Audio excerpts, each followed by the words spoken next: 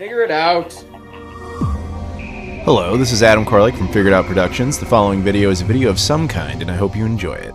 Hey guys, it's Adam here. If you're watching this the day it came out, it is the 26th birthday of our friend, the Sega Dreamcast. Yes, it is really 26 years old, at least in North America. The original launch date being September 9th, 1999. And today, if you're watching it the day it came out, September 9th, 2025. 26 years.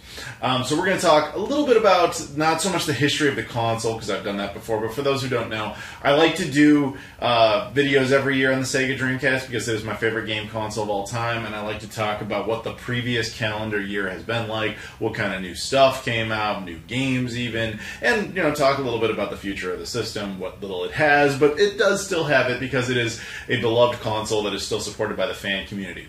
So if you could, with that logic in mind, before we go into the rest of the video, if you guys could support me, do me a favor. Please like this video, comment down below, subscribe if you've never done that before, and check out all the social media stuff in the description. I've got Twitter, Instagram, Facebook, Discord, Patreon, Spreadshirt, my travel channel, etc. I appreciate the support on those platforms. Thank you so much.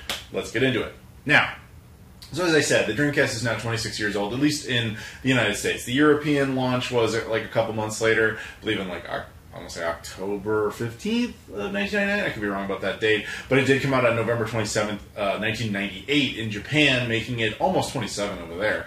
But, yeah, because I'm an American, and that's the one I remember growing up, and plus that launch was insane, that's the one I always celebrate. So, setting aside the whole history of the console and everything, which I'm sure you guys know, the truncated version comes out. It's Sega's last big console, technically their last console aside from the Sega Bina, and it doesn't do well enough to sustain, even though they did like 98% of everything right with it. Wonderful games, fun experience, but they just ran out of money. That's really all it boils down to. And so now we enjoy it from beyond the grave. Now, one of the coolest things about the Sega Dreamcast is that when Sega designed it, they put 3 formats in it.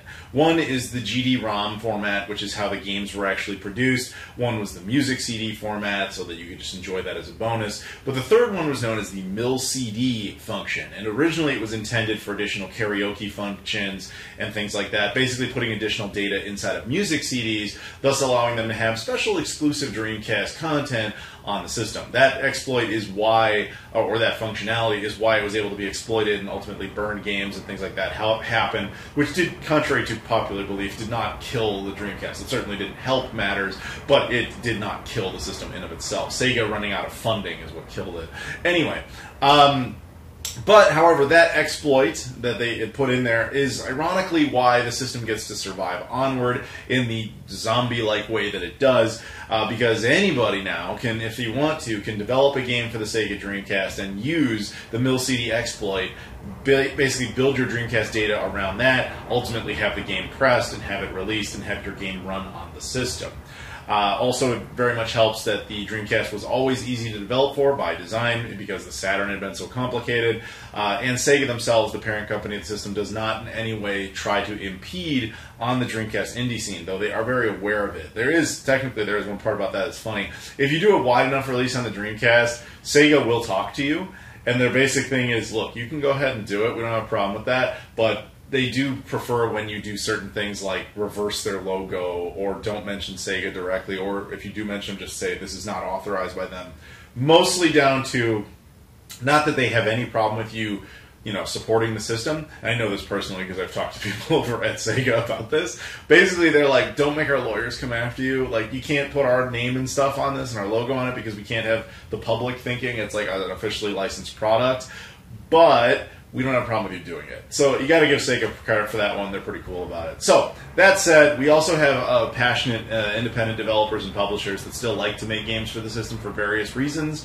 And this calendar year, since the last one of these videos I did, I'm counting it as 5 releases, though there's a huge asterisk with that, which we'll talk about in a minute. But first I want to talk about a couple of accessories. In addition to games, we also got a couple of new items, just as some examples here.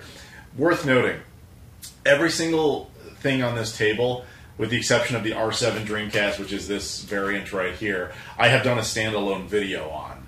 The R7 Dreamcast I have not, but it'll eventually show up in my rare variants video. or series. But every single one of these I had a specific video. So if you're like, hey, you didn't really talk about that enough, don't worry, there's a whole video about it. But here's the truncated version. One thing we got this year, which is like a prime example, actually both of these really are, a prime example of the community trying to keep the Dreamcast alive by even modernizing it in certain aspects. For example, this is the Ronin. This is a plug-and-play HDMI adapter for the Dreamcast. You just plug in with modern day TV and you're good to go. Now, that's been around as a concept for quite some time, but the Bahar Bros who made this did one better. They put a 1080p scaler inside this thing, so in addition to not only working and being convenient, it actually has like modern day enhancement availability and options. It also, to me though, the best feature, I never had a problem with the upscaling. I was always cool doing with that with like something like an M Classic. But one thing that is really neat about this is it's the first one of these type of cables it supports 100% of the library. Not only does it support all the native VGA supported games, but it also supports the ones that don't work. You just have to flick a switch, and it's really cool. Like I said, you know, this I did a whole video on it, but like, if you're the guy out there who's like, I have a Dreamcast, I want to use it on a modern TV, I'm not doing the HDMI mod thing, I don't want to get all this extra stuff, I just want one thing, I plugged in, I'm done, the Ronin. Go watch the video. I think you'll really appreciate that. Next up, like this was earlier in the year, and I also did a video on as well. From Retro Fighters, we got a new controller, the D6 wireless gamepad. The point of this is, I like the controller just fine. It's, you know, uses a more modern ergonomic design for the Dreamcast, so it, of course, is designed as a fighting controller, etc. But, you know, it's wireless, obviously, with a little dongle and everything for the VMU and everything to communicate via Bluetooth, or, no, 2.4 gigahertz, not Bluetooth. But the point of that is, not so much the controller itself, but the idea that that's where we're at in the Dreamcast community and the scene is that we're still making new hardware trying to ever modernize this system, which I think is very cool. And I know there's more devices coming. The VMU Pro is coming up. I did a video on the VM2, although that wasn't within the last year. My video was, but the device had been out for a couple of years. But although it did get a big update not that long ago. Anywho, so that's a very cool device as well. But the games, right? So I like to cover all the indie games as they come out. My qualifier for that is that they have to have been on a pressed disc. It can't be just like, oh, I burned it on a CDR, I didn't want to deal with the real pressing. I'm sorry, but there has to be a border somewhere. And to that end, we got 5. Now, again, asterisk with this. Some of these existed prior to last year's video, but I was unable to cover them simply because I either A, did not have them, or B, was never made aware of them. That would be the case of the first two. We got Ploid and Recnum.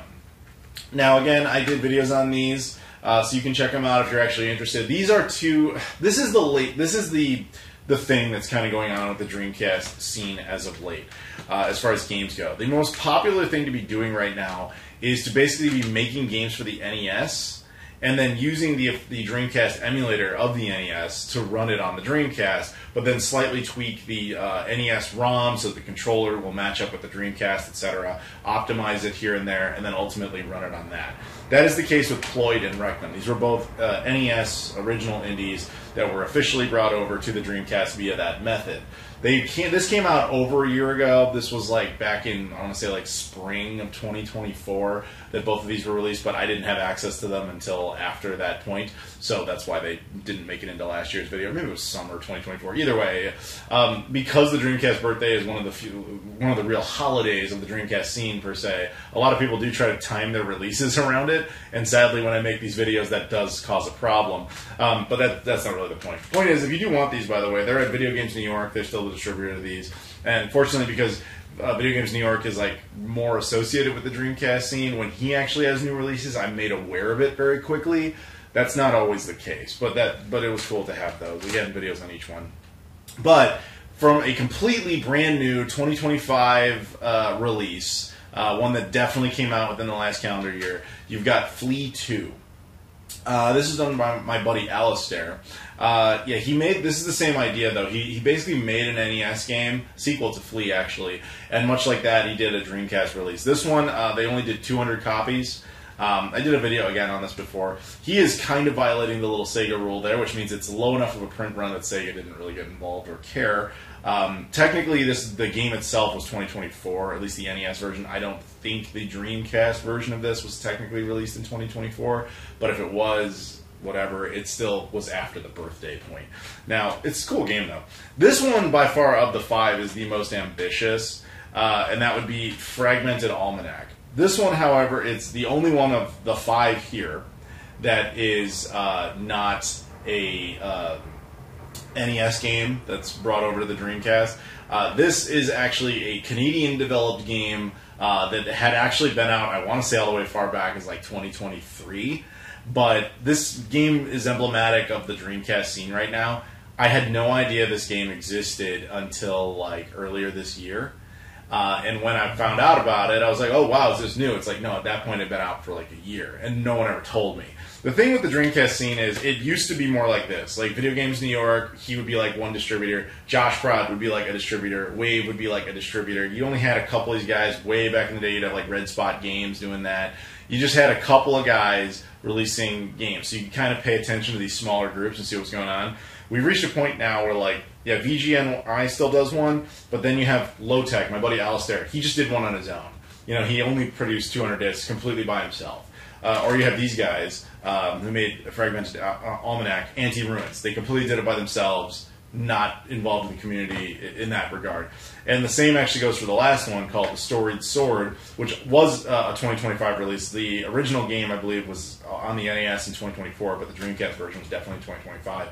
And it, too, was completely published by Orcface Games, like, just by themselves. So where I'm going with this is, from a PR perspective, it's getting really difficult to pay attention to each one of these releases. Actually, there's another one I don't have yet. I think it's called Gridmort. It's actually by Josh Prod, as I recall. I apologize if I got the name wrong, but I think it's called Gridmort.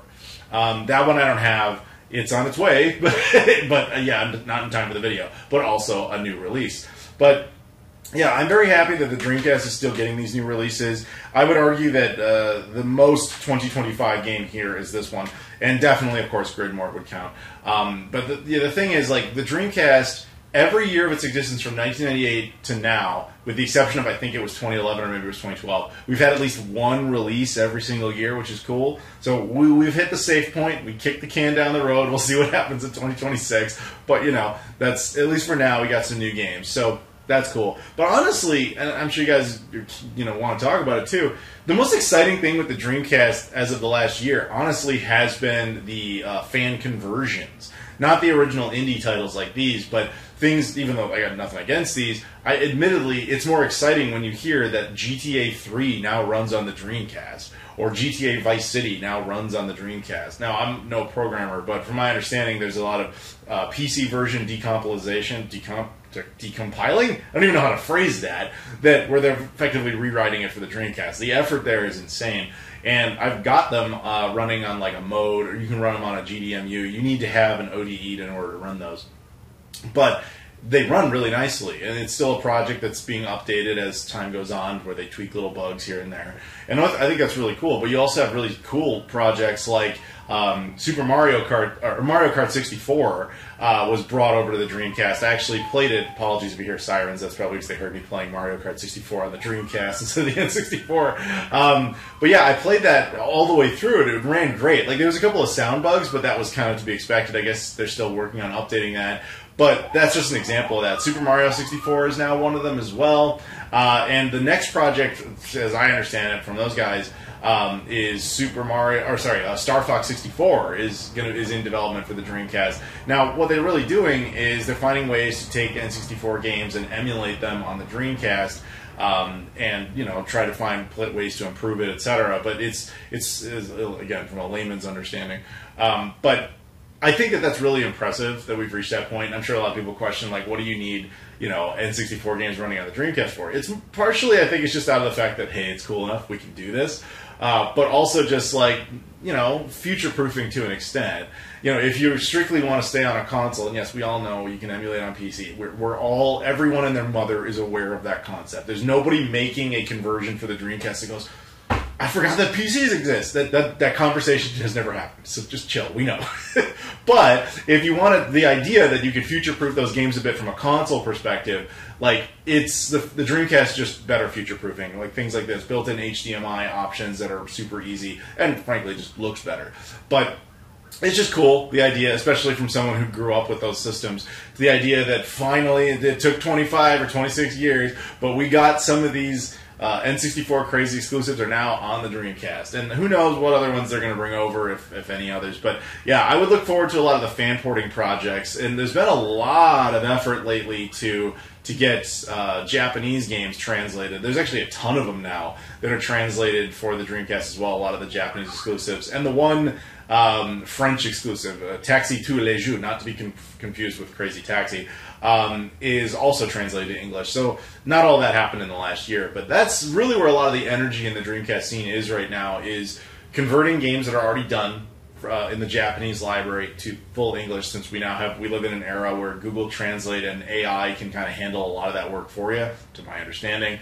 But also just, bringing over projects, other games that probably should have been on the system, like GTA and Vice City, and bringing up things that were like N64. Who knows what other, maybe PS1 games. I have no idea what the plan is, or Sega Saturn stuff. There's a lot of these projects that are in some state of tinkering. We'll just see whatever gets released. But all I know is, at least for 2026 and in the future, it looks like those projects aren't stopping anytime soon. So if I were you, and I know I'll do this, you should get out your Dreamcast, you should pop something in, maybe one of these new indies, play it, enjoy it, and always just keep on dreaming. Enjoy it, guys. So, and again, if you're curious about any of this stuff, like I said, I did videos on every single one of them. You can check it out for more information. But with that said, do me a favor. Please like this video, comment down below, subscribe if you've never done that before, and check out all the social media stuff in the description. Twitter, Instagram, Facebook, Discord, Patreon, Spreadshirt, Travel Channel, etc. And of course, go play your Dreamcast. Thank you so much for watching, and I'll see you all later.